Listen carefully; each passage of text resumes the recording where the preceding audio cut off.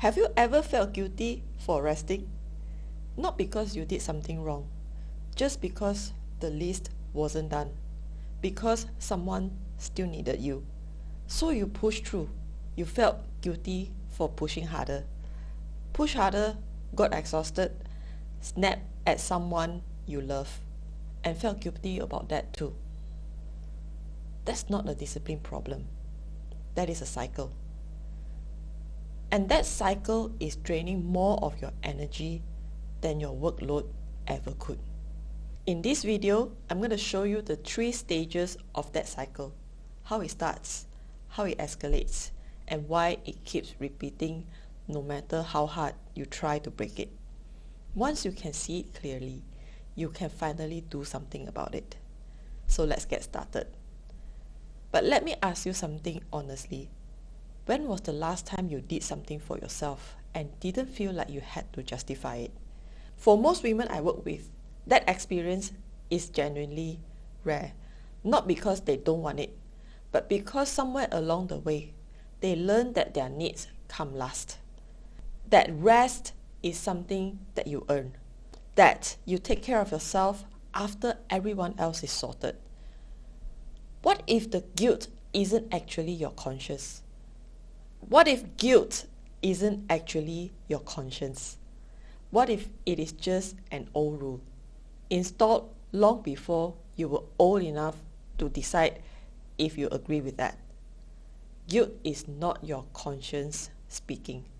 It is old conditioning running without your permission. That one shift from I feel guilty because I'm wrong to I feel because something I was taught to gives you back the choice. Hi, I'm Thien. I help high-achieving women rebuild their energy and lead their body with the same intention that they bring into everything else in life. And I've worked with women across 8 countries doing exactly that.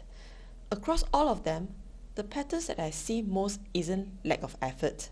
It is a cycle running underneath the effort that nobody has named for them. Today, we name it. Imagine what happens when a building loses its main power. The emergency generator kicks in, keeping the critical system just barely running. It was never designed to be the main source, but it fills the gap. Most high-achieving women have been running on the emergency generator for years. Guilt, urgency, the constant sense that you should be doing more. It keeps you moving. For a while, it works. You haven't been weak. You've just been running emergency power for so long, you forgot what the main supply feels like. That guilt cycle is a generator. It creates just enough urgency to keep you going, but it never restores what's been spent. Every cycle costs a little more. So let me walk you through exactly how this cycle runs. 3 stages, each one creates the next. As I go through them, notice which one you recognize the most, and that's usually where to start. Stage number 1, the onset. Have you ever had the week where things just slipped? Not a collapse, just a workout that didn't happen. The dinner that you ate whatever that was available. The sleep traded for the thing that couldn't wait. At the time, each one felt reasonable. But then Sunday comes, you look at the week, and what lands is not proportional to what actually happened. The guilt doesn't just cover this week.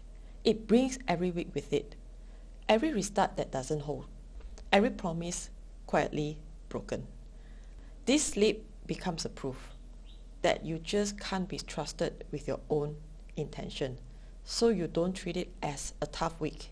You treat it as a sentence. Think about a client of mine, a business owner with 2 kids, managing everything. She missed 2 workouts and tell herself she was back to square one. She knew logically that 2 missed sessions don't undo months of work. She couldn't make herself feel it. That gap between what you know and what you feel, that's exactly where the cycle begins. It's like judging the whole harvest on a bad day of rain. One storm doesn't erase the season. But when you are inside of it, it always feels like it does. Guilt that is bigger than the action is never really about the action.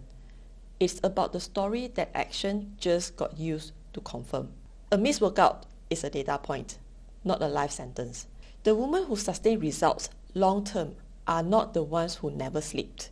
They are the ones who stop treating every sleep as a proof of who they are. Stage number 2, the push.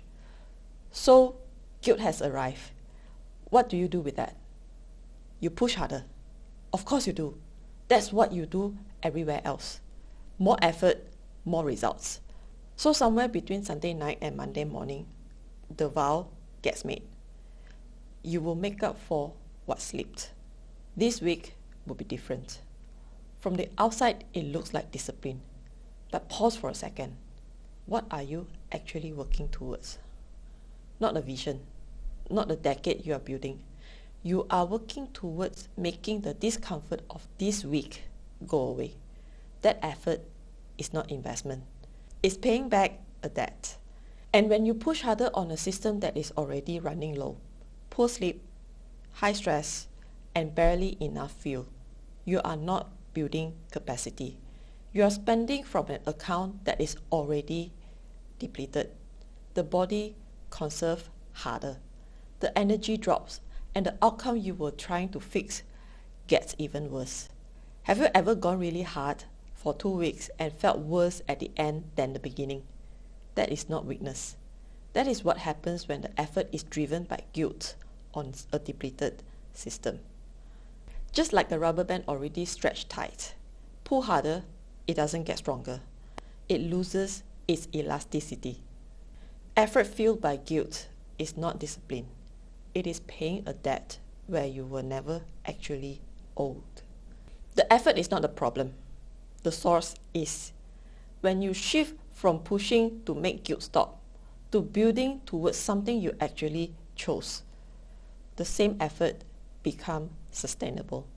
It finally has somewhere real to go. Hey, listen, I appreciate you. And if you're watching this and something I've shared is resonating with you, I want to ask you to do 2 simple things. First, hit the like button because it tells YouTube that this conversation matters, so it can reach more women who feel stuck in their body, their energy, and their consistency and think that they are the problem. And second, subscribe, because on this channel, I'm going to talk about things that most people don't explain clearly. How to build strength without burning yourself out. How to lead your body instead of fighting it. And how to stop relying on willpower and start creating consistency that actually lasts. And how energy, identity, physiology quietly shape the life that you're living.